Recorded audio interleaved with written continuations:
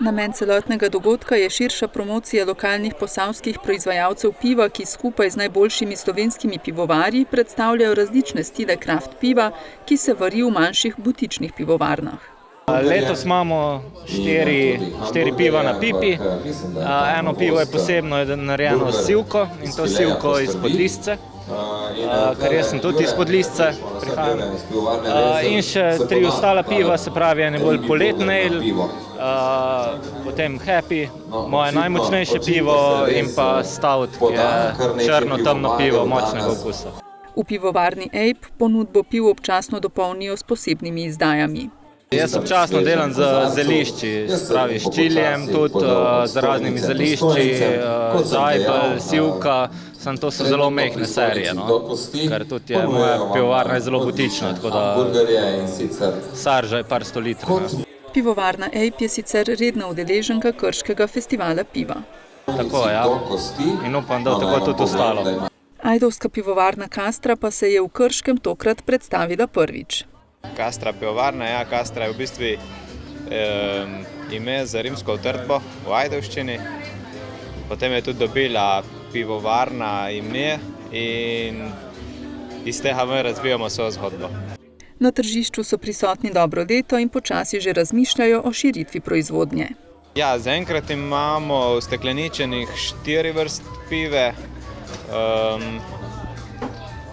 točene pa 6. So pa v nastanki tudi že nove ideje o drugih stilih, novih pivah, tako da smo aktivni na področju razvijanja novih piv. To je stojnica kamniške pivovarne Barut Brewing and Blending, katere največja posebnost je, da za svoja piva uporabljajo kvas, ki ga delajo in množijo sami. Odločili smo se nekako fokusirati na mikrobiološki del zgodbe. To pomeni, da izkoristimo mešane fermentacije, da uporabljamo različne kulture v različnih časih in probamo nek karakter tega kvasa pokazati, kaj se zmore v pivskem svetu. Zato, ker načeloma večina piva danes je narejena z eno kvasovko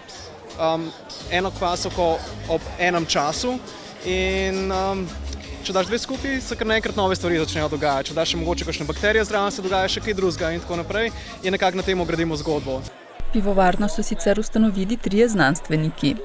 Smo v bistvu 3 kolegi iz kvasnega laboratorija, biotehnološkega kvasnega laboratorija.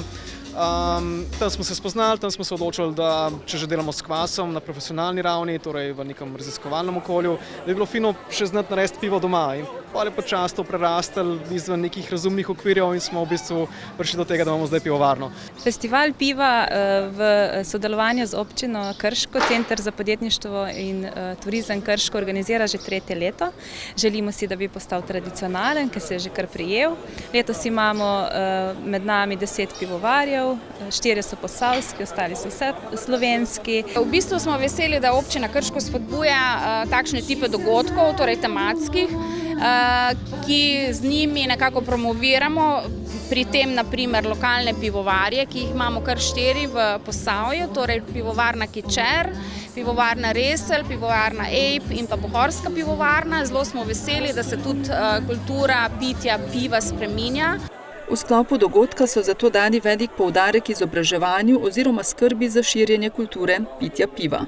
Namreč pivo je ena tako krasna pijača, da jo je škoda samo zliti. Dobro je, da nekaj več od nje odneseš. V resnici ima zelo veliko vonjav, okusov, celostnega doživetja.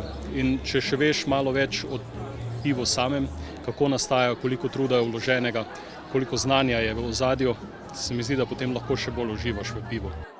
Center za podjetništvo in turizem Krško v tem predpočitniškem času pripravlja še nekaj dogodkov. Najprej sodelujemo na dogodku Kasaški šampionat, ki bo kar naslednji vikend.